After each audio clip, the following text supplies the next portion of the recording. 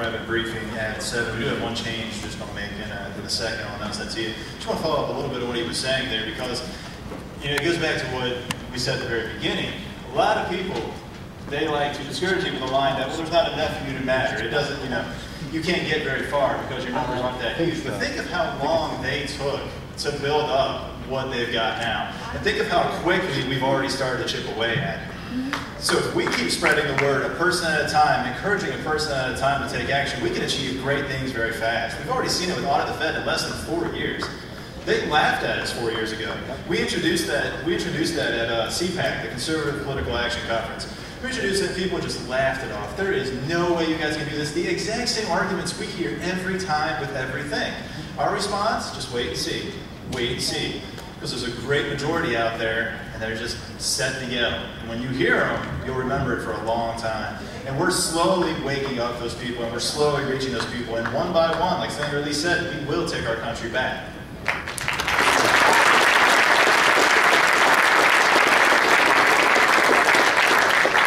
So the schedule change I mentioned, Senator DeMint actually had to leave D.C. a little bit late, so he's still on his way. So we're just going to rotate speakers here. Our next speaker will actually be Bruce Fein. He was Associate Deputy Attorney General in the Reagan administration. He's the founder of Bruce Fein and Associates Incorporated, and he's also a principal for the Litchfield Group, a government affairs and public relations firm. And for those of you who don't know, Campaign for Liberty actually did publish a book a couple of years ago called American Empire Before the Fall, and a couple copies that are available downstairs, also on Amazon as well. And he is the author of that book. Ladies and gentlemen, please welcome Bruce Fein.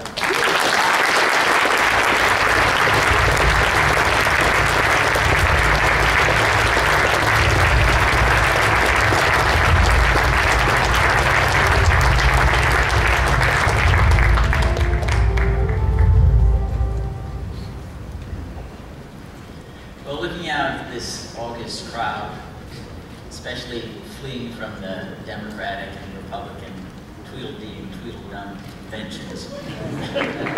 I'm reminded of a remark that John F. Kennedy made to a collection of Nobel Prize laureates in the Oval Office shortly after his inauguration.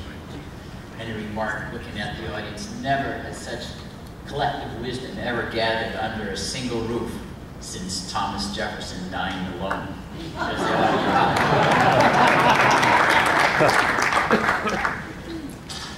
Well, the topic of my presentation this evening is the state of the Republic. And it's not good news. I'm reminded of the observation of Tacitus as the Roman Empire degenerated into the Roman Republic degenerated into the Roman Empire. And he chronicled the worst crimes were dared by a few, willed by more, tolerated by all. Think more modern times as the Weimar Republic degenerated into the Third Reich. The worst crimes were dared by a few, willed by more, tolerated by all. And the United States itself has degenerated from a republic as envisioned by the Founding Fathers, those who were at Valley Forge, those who drafted the Declaration of Independence, who recognized the purpose of government is to enable every individual the opportunity to pursue wisdom and virtue, not to create a greater dominion for some arbitrary big brother wishing to control the world. Yeah.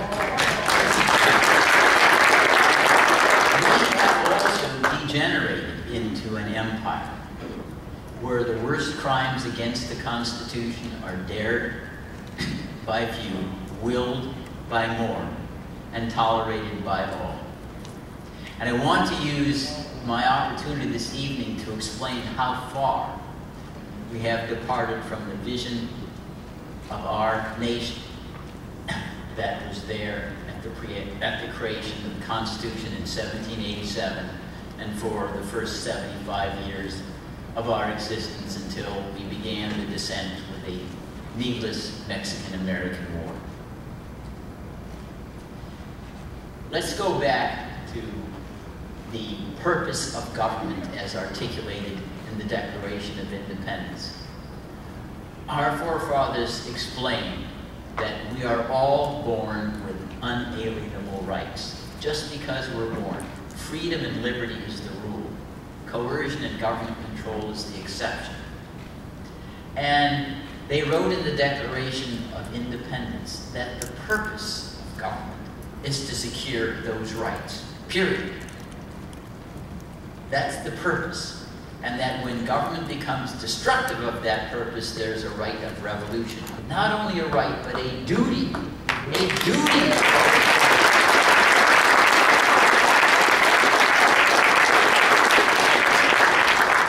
In other words, it's not a moral option to sit as spectator. It's critical in order to restore our political vitality. And that means, in general, when we think about government, we think about law, that every time that there is coercion and encroachment on your freedom to choose, which also includes, as a corollary, your accountability for your own destiny, that the government must satisfy a very exacting standard of need, of urgency. Otherwise, the default position is your freedom to decide how you want to pursue your happiness and wisdom. It's not government's to tell you, ordain. And it's not only because it's immoral. It also creates a culture of weakness and dependency. It's only through struggle, it's only through challenge that our character is developed, that our mettle is tested.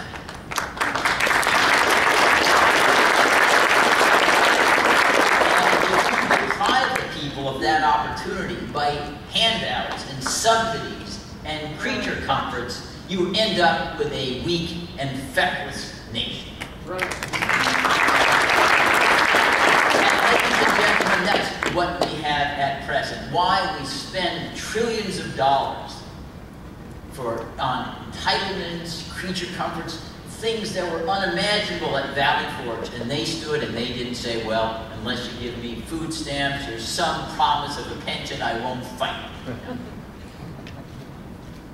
And ultimately, our destiny and our greatness of a nation turns on the culture and values of our people. Virtue is the goal of any nation, not dominion, coercion, domination.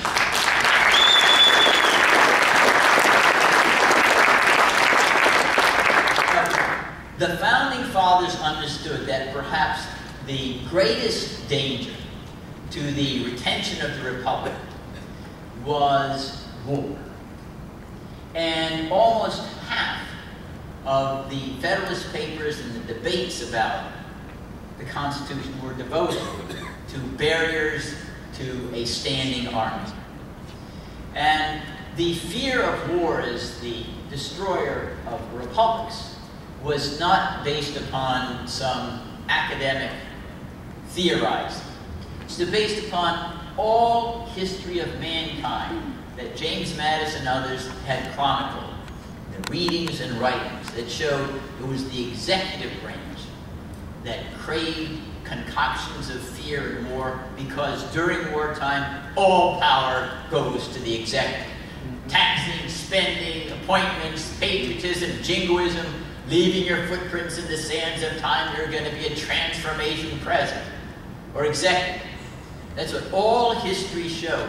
And the consensus was unanimous in 1787 that no single individual, no group of individuals should ever be permitted to take the country across the Rubicon from a state of peace to a state of war.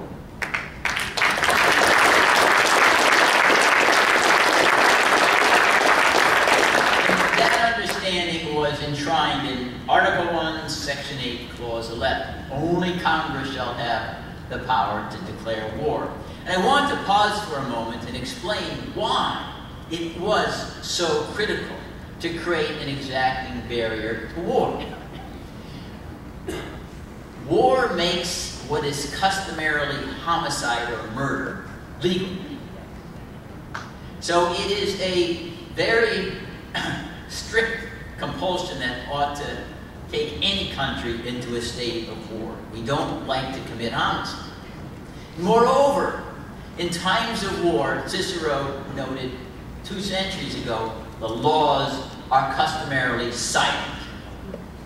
It doesn't matter how many parchment bearers you put into the tyranny and the bigotries and the oppression of war, it comes anyway.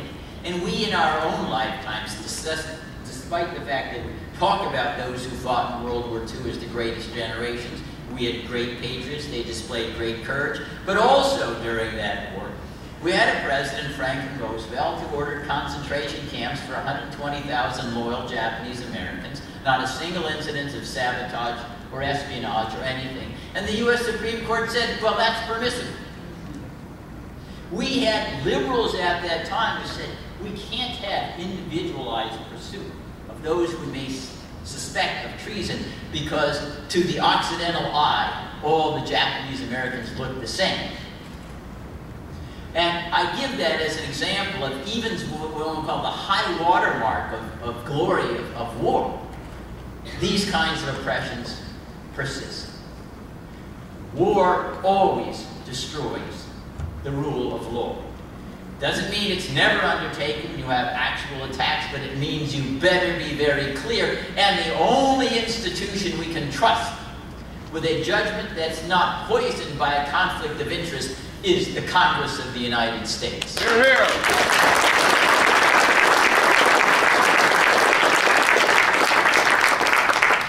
And that's what the Founding Fathers understood. In fact, James Madison, the father of the Constitution, the most important provision in the entire Constitution was the entrustment to the legislature of the decision whether or not to go to war. And he engaged a heated debate with Alexander Hamilton later on when Hamilton was in George Washington's cabinet about this, called the Pacificus exchanges. And where are we today? In fact, we have turned the Constitution on its head. Presidents initiate war at will. They not only initiate it, Congress acquiesces, the people acquiesce.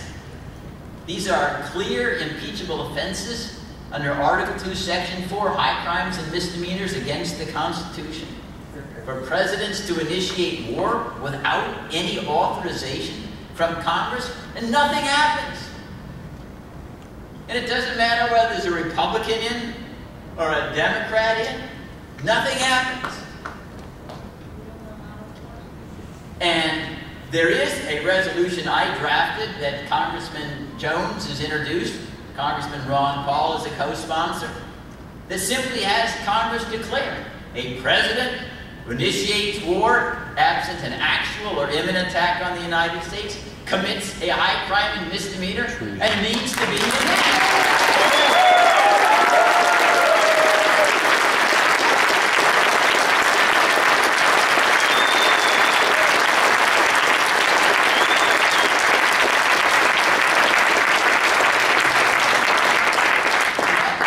That, ladies and gentlemen, is the only way you will ever make an executive accountable, is the threat of impeachment. Now, I had served in the Reagan administration, among others, and this was still when the impeachment, at least in the House Judiciary Committee of Richard Nixon, was in mind, and I can guarantee you, worries about impeachment restrained the executive. But now, in some sense, because the Soviet Union is disintegrated, there's very, very little to deter the arrogance of power in the White House. It looks like there's a scarecrow. And you see these people say, well, impeachment, I mean, that's what third world countries do. But, you know, again, that turns history and logic on its head. Benjamin Franklin, during the Constitutional Convention, supporting the impeachment power, said, it is a substitute for assassination.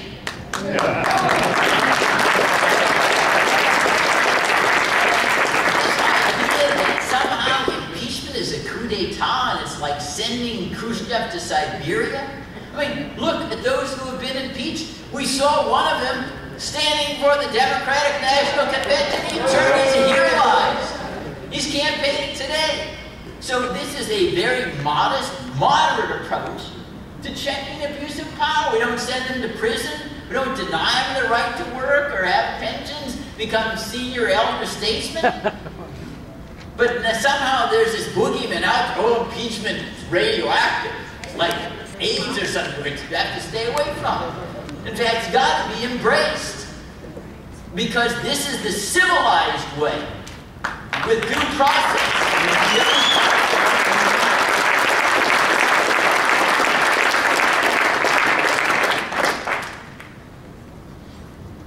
Now, let's go through the war clause and identify all the violations and why we're in such a precarious position today, in part, even in the budgetary terms.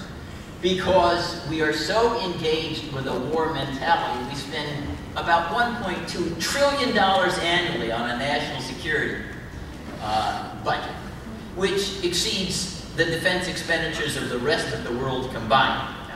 We create fear that makes us frightened of our shadow. But let's start with the language of the Constitution. The purpose is it says only Congress shall have the authority to declare war, authorize the initiation of war. The President was stated at the convention, is understood, he has authority to respond to an actual attack like Pearl Harbor. No one disputes that. Today, and really since World War II, we have a pattern of presidential wars, beginning with Harry Truman in the Korean War. Now, he initially described our involvement, which ultimately resulted in tens of thousands of deaths, as a, quote, police action. And to show you the cynicism of the executive branch begun at that time, you may recall that when we were contemplating joining the United Nations, the United Nations Charter was a treaty that we subscribed to. And the United States Charter does authorize the Security Council to resort to force with unanimity if there's a threat to international peace.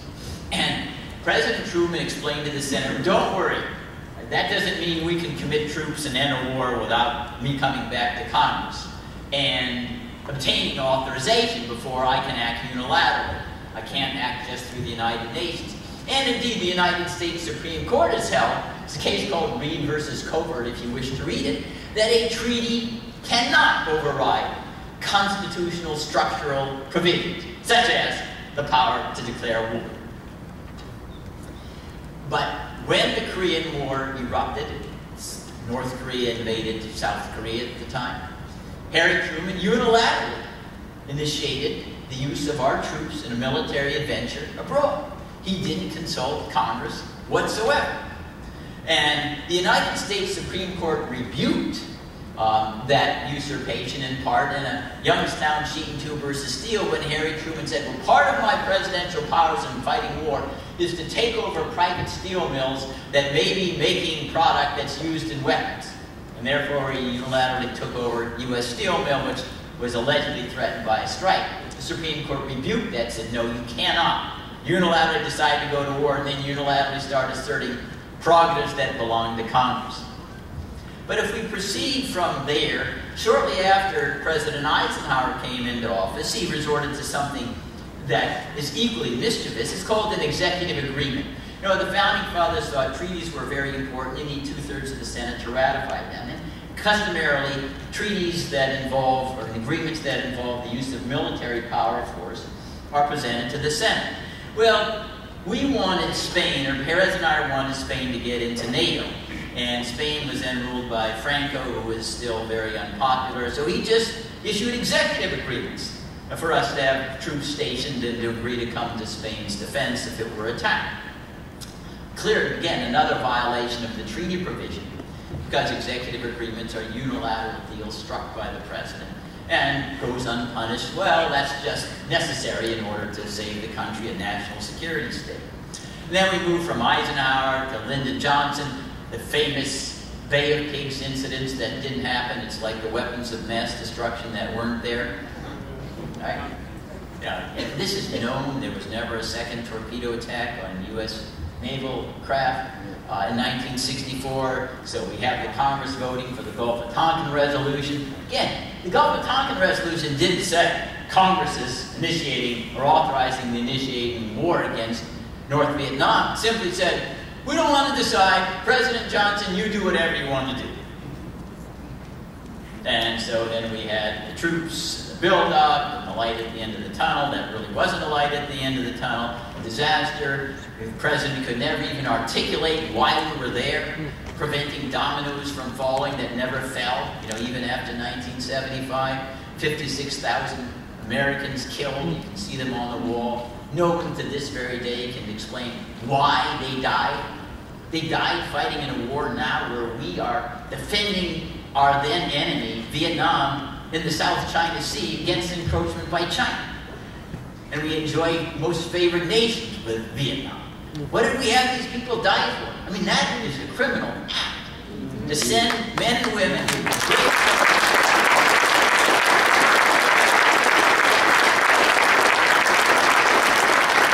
great courage abroad to do what Lincoln called risk and give that last full measure of devotion for what?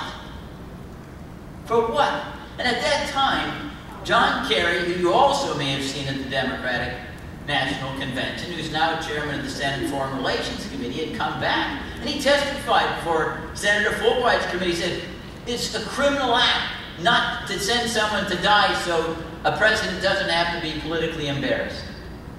And now he sits head of that committee. And I wrote an article saying, and now what are you going to say, Senator, to those people who died in Afghanistan through Hamid Karzai, the Kabul bank corruption, the Afghans who are trading dollars for Iranian rials to circumvent our so-called sanctions against Iran? Why are they sacrificing their lives? And the fact that he can't even define what victory is. Can't even define it. Doesn't even know when we've succeeded. Richard Holbrooke said it's like obscenity. We'll know it when we see it. It's humorous, but when you think people die for such fatuousness, that is at least a moral crime.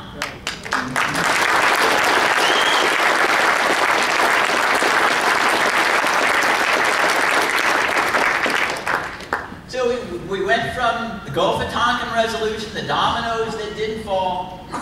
Then the next war was the Persian Gulf War, the major one in 1991, where Saddam Hussein had invaded the great Democratic Republic of Kuwait. It only had a Sabah ruler there for 4 or 5 centuries, but you give it enough time, it was on the verge of democratic blossom. So we intervened in order to save that so-called democracy. But this was a situation where President George Herbert Walker Bush had stated in his memoirs he was going to war no matter what Congress did.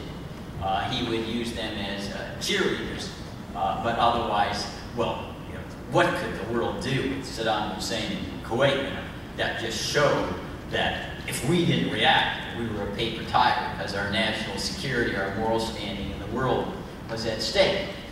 And I thought, well, no, we need to think about our moral standing with ourselves, not about what other people care about.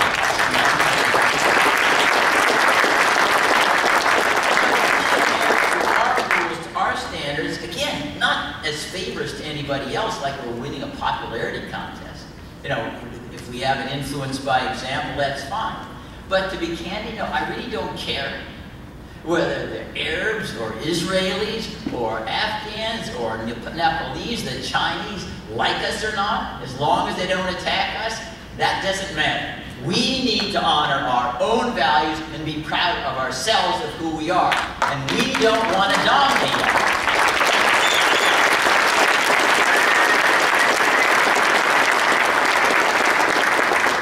We grew up as a nation believing that we didn't want to be colonized, but you didn't want to be a colonizer either. And perhaps our first greatest example of restraint was shortly after our independence, all of Latin and Central America erupted in rebellion against Portuguese and Spanish empires. We didn't seek to intervene, recognize countries prematurely. That's their business, not ours.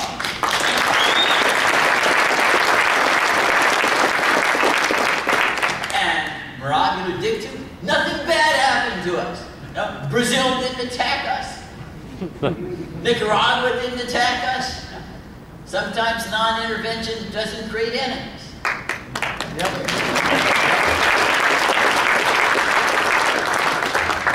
And then we can move to the Bill Clinton era, because I'd say what's so, I think, alarming here is these usurpations of power and the destruction of the republic by an empire have occurred equally with a Republican Democratic president.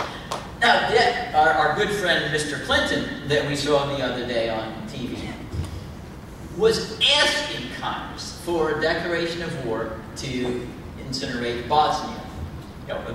It was said that if Bosnia fell into conflict, soon all of NATO would become unglued and we'd be in a world war again. This was like the assassination of Ferdinand in Sarajevo or whatever. People's imaginations are very fervent when it comes to developing excuses for war. But Mr. Clinton failed to get a vote in the House authorizing war. So he said, well, I'll just not call it war and go ahead and bomb the Chinese embassy and intervene anyway. Then a friend of mine, Tom Campbell, who's a Republican from California, brought suit against the president, saying, well, this is clearly an illegal war. We voted it down. And the courts, again, not being law-abiding during times of war, said, well, that's a political question. We don't want to decide the issue. And Clinton did the same thing with regard to Kosovo. I mean, the view was, it's not war if we don't have anybody on our side die. If we incinerate them, that's not war, whatever else it is. It's just collateral damage. And George W. Bush, we know what happened with regard to the Iraqi war resolution. Again, it was not a declaration of war by Congress based upon misrepresentation of the facts of weapons of mass destruction in Iraq.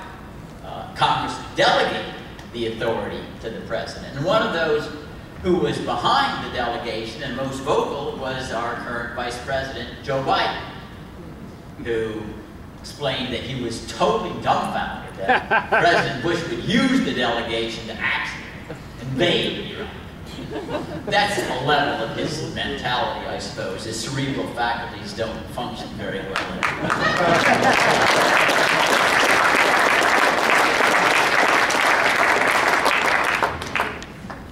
And then we come to the current president, Barack Obama. And sort of as a preview, let's examine what some of his challengers said during the 2008 presidential campaign about war power. Hillary Clinton said, only Congress can authorize the initiation of war against Iran. Joe Biden said it would be an impeachable offense. George Bush went into Iran without congressional authority.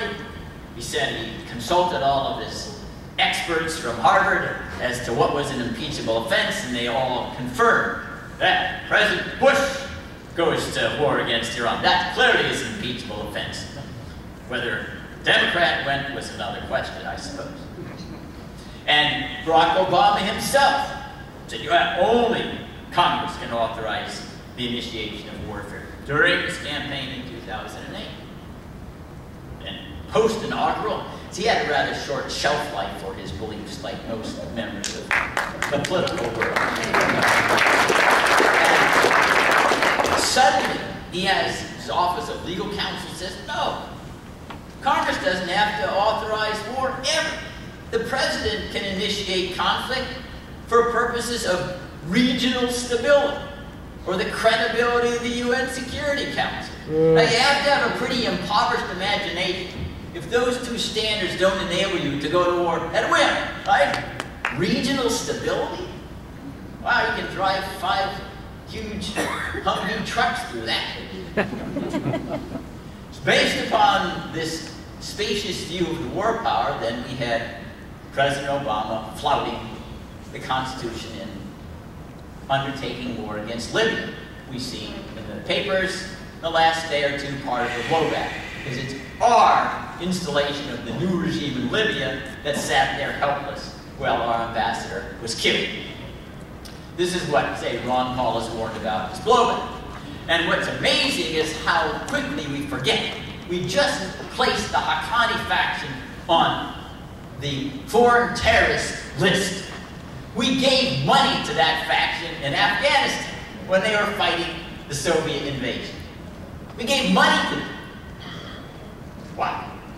You know that we were the ones who started out giving enriched uranium to Iran in 1967 to help the Shah with his nuclear power program, right?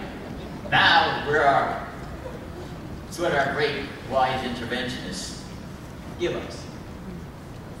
But we now have a situation which is truly Orwellian, where the President of the United States, through his State Department and his advisor, Harold Coe, formerly was dean at Yale Law School, telling the Senate of the United States and the American people that we do not engage in hostilities when we incinerate people without exposing our own pilots to death.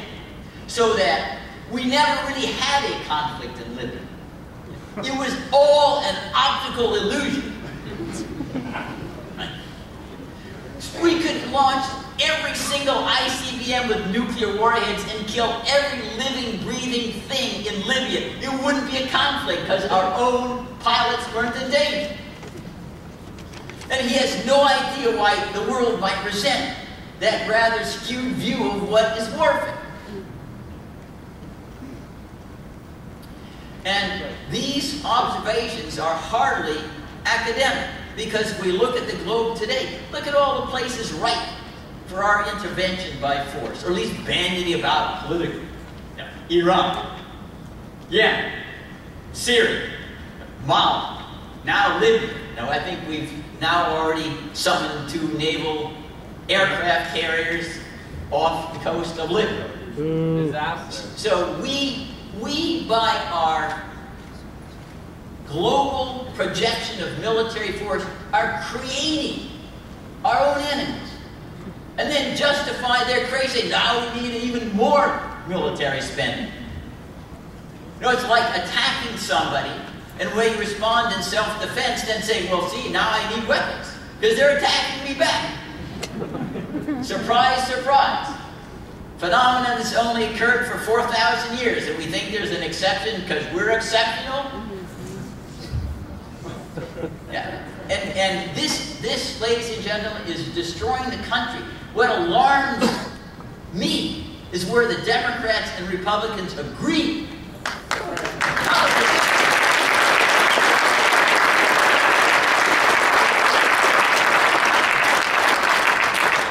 Because the ramifications for this national security state are enormous. Not only does it destroy lives abroad and waste and squander precious, courageous men and women who serve in our armed forces, but it's bankrupting the nation, and it's destroying our liberties at home. We now have I think the House just passed the Foreign Intelligence Surveillance Act amendments that carry secret interpretations, warrantless interceptions of our emails, phone conversations. They're stored in some place in Nevada, probably. Secret interpretations of the law that are held as classified. Now let's pause. You have an interpretation of a law that's on the public domain, and it's classified so we don't even know what it means. And we're supposed to comply with it and evaluate it? Now I encountered that in ancient history with regard to an emperor called Caligula. He posted these laws really, really high on the wall so no one could see them, so he could trap them into violations. But he was an emperor, and it was Caligula. This is the United States of America. And it shows how far we've come from our roots. What started the American Revolution was that famous oration by James Otis against British writs of assistance, where he deplored the fact that some petty official could come into homes and search without warrants to search for contraband or evasions of stamp tax or otherwise. And that, John Adams said, was the spark that began the path towards revolution. Today,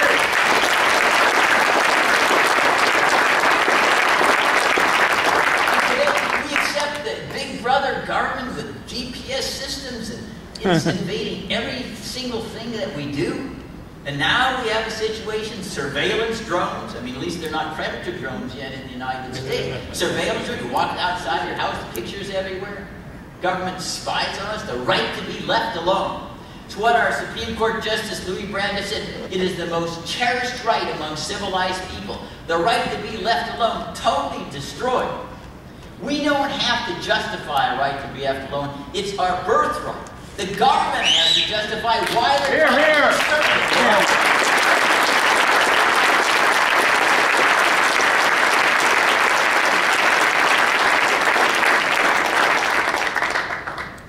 And we've come to a situation where our separation of powers, perhaps the most important element of preserving our freedoms, is the structural Bill of Rights, if you will, totally and completely emasculated.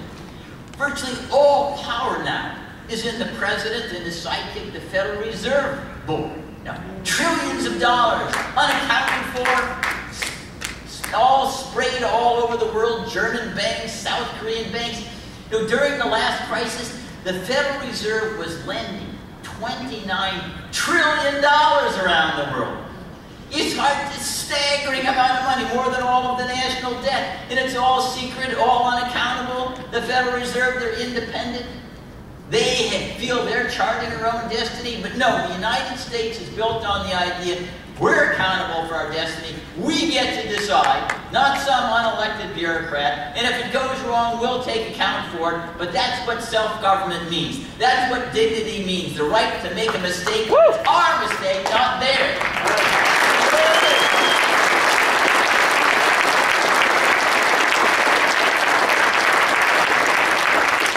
I mean, it's really quite disgusting. They take this aura of being platonic guardians. Well, you're too stupid to know what your monetary and fiscal policy should be, so give it to us, you know? Give it to us, and we'll only create unemployment of 8 to 9% or whatever, drive up the debt.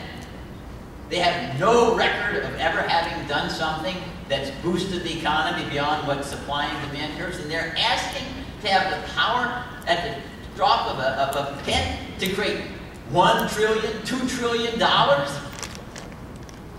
creating the foundations for inflation or otherwise.